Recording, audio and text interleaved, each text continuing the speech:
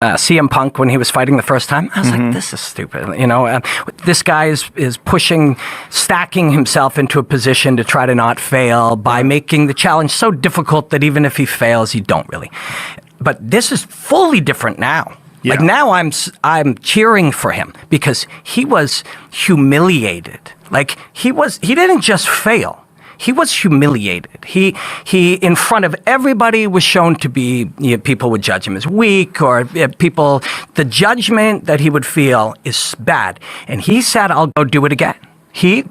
We are now in a completely different context because that's a guy who epically failed in front of everybody and then dealt with that and now says, I will try the journey again and this will make me a better person. And I fully endorse this. I'm cheering for him now. Well, he's now fighting a fighter who's commensurate in talent. I mean, and there's nothing wrong with being a beginner in martial arts.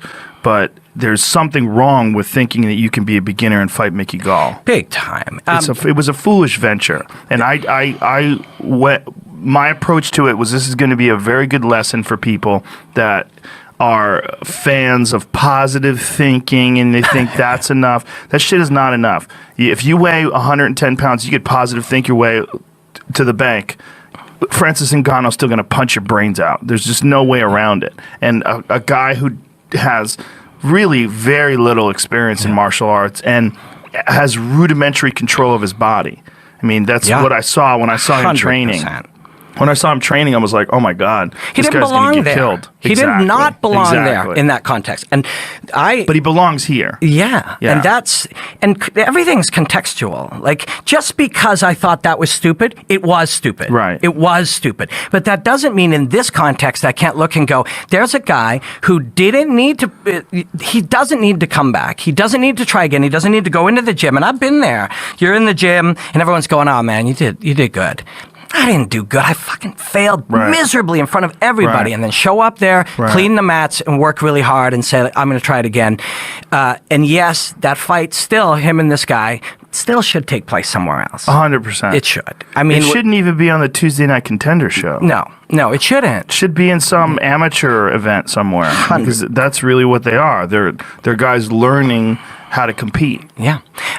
They're in the first fight in the pay-per-view. Yeah, that's fucking crazy. But that has nothing to do with them. That is a reflection on the company. That's a reflection on the choices that the machine makes. They probably also gave him a juicy contract. And, in order to make that valid or viable, you have to make money off the guy. Yeah, but that again, I think it makes it deeper and harder and more chances to fail epically. And I lost twice in a row and then still wanted to fight again. And still because I really wanted to. And it was important to me and it meant something to me. And I was going to change as a human being by doing it. And I was ridiculed. I can relate to what he's going through. But I did it on a little show in Winnipeg, Manitoba. You know what I mean? Right. I would never have put myself in that place to look bad. But here he is, and here it is.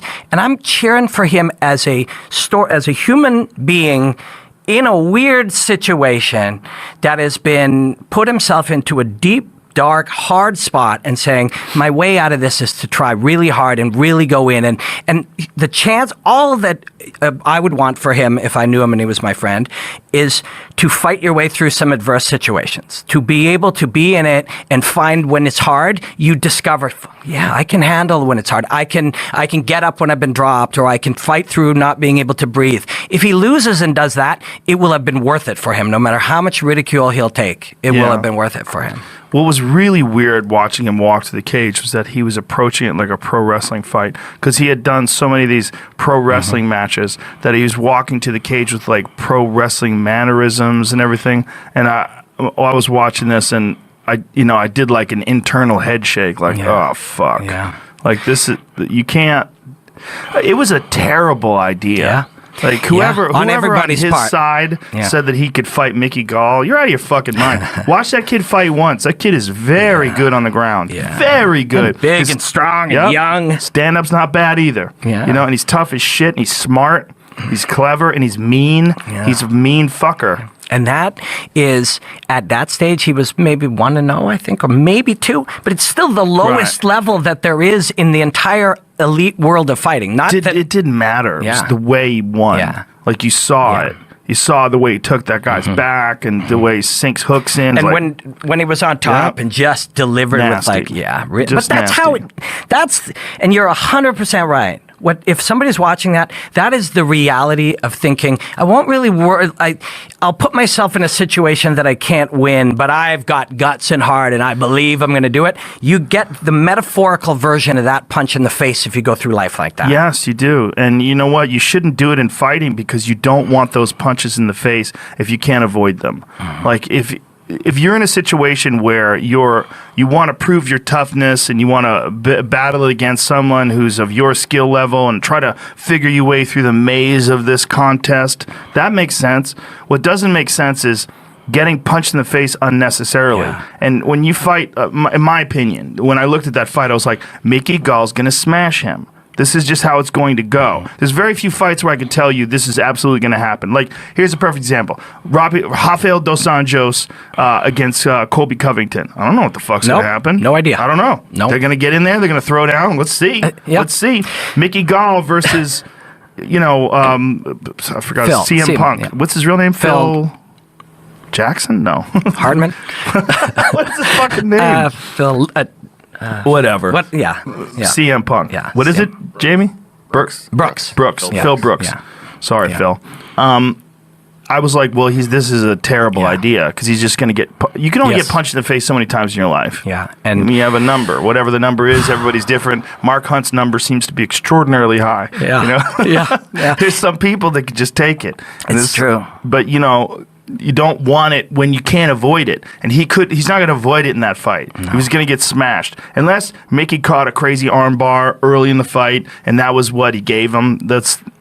Other than that, he's getting his face smashed in. And you should not do that if you don't have to. Well, I remember when we spoke about it, it's unconscious incompetence. And that, if you don't know what you don't know, it's a really fucking weird place to be. And we go through life that way a lot of times in a lot of different contexts until you find out, conscious incompetence. We're like, oh, fuck, I don't know anything about this. Yeah. He wasn't even at that point. Now he's at that point and he has a lower level thing. So, and, it was a mistake to start down this road, but you're down it now. Yeah. You're on it now. So, I guess. It seems to me that, he's taken, 2 years since that fight? Yep. Has it been about 2 years? It's getting there, yeah. And we've subsequently got to see Mickey Gall in some contests against some really tough guys and beat them. And, beat some good guys. Yeah. And we got to see, okay, this kid is fucking for real, which is what we suspected all along.